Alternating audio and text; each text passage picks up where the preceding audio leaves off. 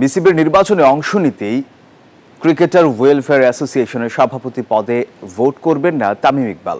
এখন অনেকটাই পরিষ্কার, সভাপতি পদের পরবর্তীতে আমিনুল ইসলাম বুলবুলের শক্ত প্রতিপক্ষ মিস্টার খান। এদিকে তামিম অংশ না নেয়ায় কোয়াবের সভাপতি পদের জন্য মনোনয়ন তুলেছেন সেলিম শাহেদ ও ক্রিকেটার মোহাম্মদ মিঠুনও। বিসিবির নির্বাচন ঘিরে ক্রিকেট পাড়ায় যত আলোচনা, সেই নির্বাচনের আগে হোম অফ ক্রিকেটে অনুষ্ঠিত হবে আরও একটি নির্বাচন। আগামী 4 সেপ্টেম্বর ক্রিকেটার ওয়েলফেয়ার অ্যাসোসিয়েশন কোয়াবের নির্বাচন। শুরুতে সভাপতি পদে তামিম ইকবালের নাম শোনা গেল নিউজ 24 নিশ্চিত হয়েছে তিনি অংশ নিচ্ছেন না, কারণ কোয়াবের সভাপতি বিসিবির সভাপতি হতে পারবেন না। সেই জায়গায় সেলিম শাহেদ ও মোহাম্মদ মিঠুন সভাপতি পদের জন্য মনোনয়ন তুলেছেন। ক্রিকেটারদের বেশিরভাগই বলেছেন তারা তামিমকে চান বিসিবির সভাপতি পদে। এদিকে কোয়াবের কাঠামোতে আসছে বড় পরিবর্তন। দীর্ঘদিন পর অনুষ্ঠিত হতে যাওয়া আসন্ন নির্বাচনে নেই কোনো সাধারণ সম্পাদক পদ।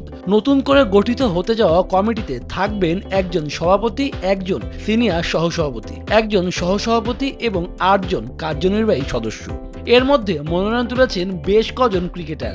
সেই তালিকায় রয়েছেন নাজমুল শান্ত, মেহেদী মিরাজ, আকবর আলীরাও। কোয়াবের নির্বাচনে সভাপতি ক্যান্ডিডেট সেলিম শাহেদ জানান নিজেদের পরিকল্পনা, আশ্বাস দেন বেশ কিছু বিষয়েও। Gold's Gym across 30 plus countries with over 700 plus locations worldwide. Train anywhere, belong everywhere. Constitution যে আপডেশন হয়েছে সেটাও একটা আপনারা সাবমিট করার প্রসেসে রেখেছি।